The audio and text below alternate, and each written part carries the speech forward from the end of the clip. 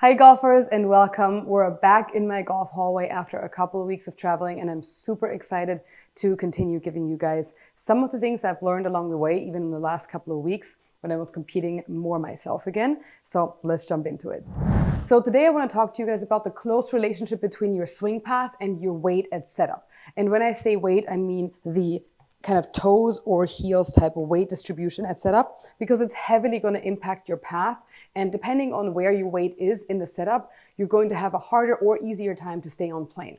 So the good news here is that you can do this in setup. It's going to feel a little weird sometimes, especially when you're changing it. I went through this myself the last couple of weeks when I was actually also competing, and I felt like I was super on my toes, but really when I looked at my video, I was not. So let's jump into it.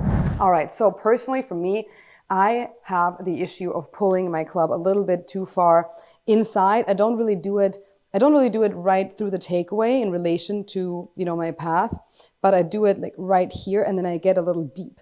And when I say deep, I'm gonna take my 8-iron out here. It's a bit tough to show deep in the hallway, but essentially deep is when you're here, when you're really kind of deep into your backswing. So you're too far behind yourself, your hands are too low. This is not deep, this is high. And this would be deep. So you get deep by being too far inside right here and then essentially staying deep with a flat shoulder plane.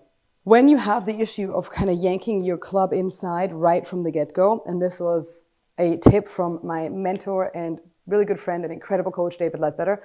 He said, send me your swing. I said, why not? Of course, if David Leadbetter invites you to send you his swing, I'm just like, please, maybe you have an idea of what the heck I'm doing wrong.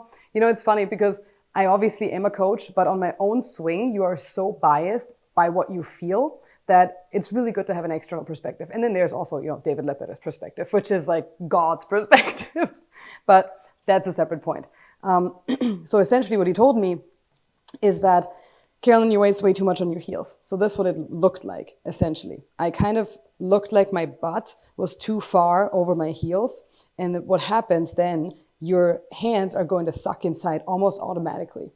And so the tip was essentially get your weight to your toes much more. Don't move closer to the ball, because that was also a question for me, is do I have to move closer to the ball?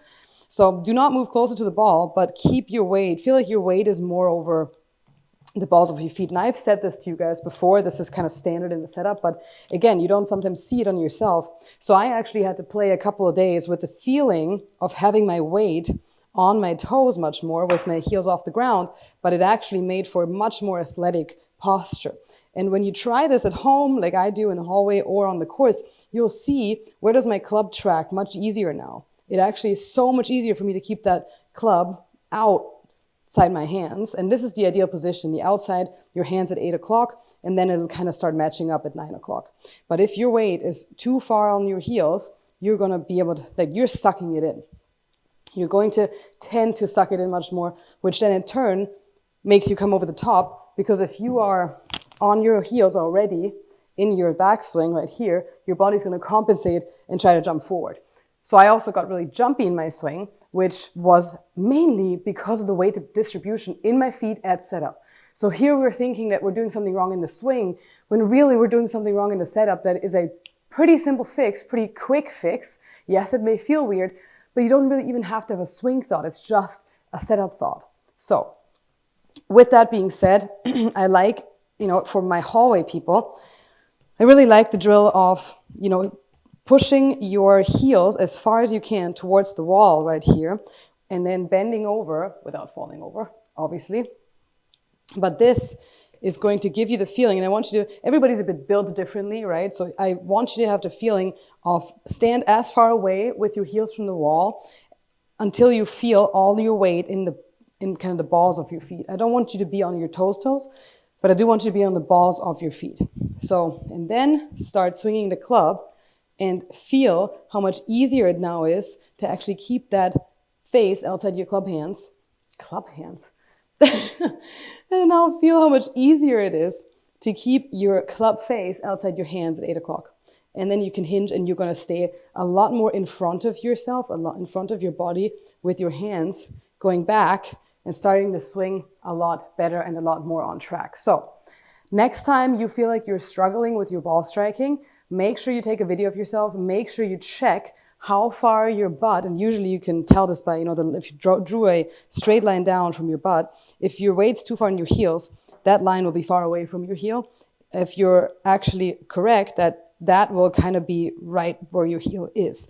So you don't want to have too much of a distance here between that line, more like that.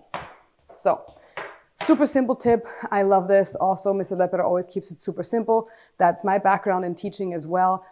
I grew up around Leadbetter coaches, and this is a very simple and efficient way of teaching. And that's what we're all here for, right? Nobody has that much time. Nobody can spend that much time on their golf swing, but let's make it simple. Let's make it efficient. Let's make it quick. You let me know how you like this tip. Leave me a comment below. Please subscribe and like this video. And I can't wait for you guys to join me next time.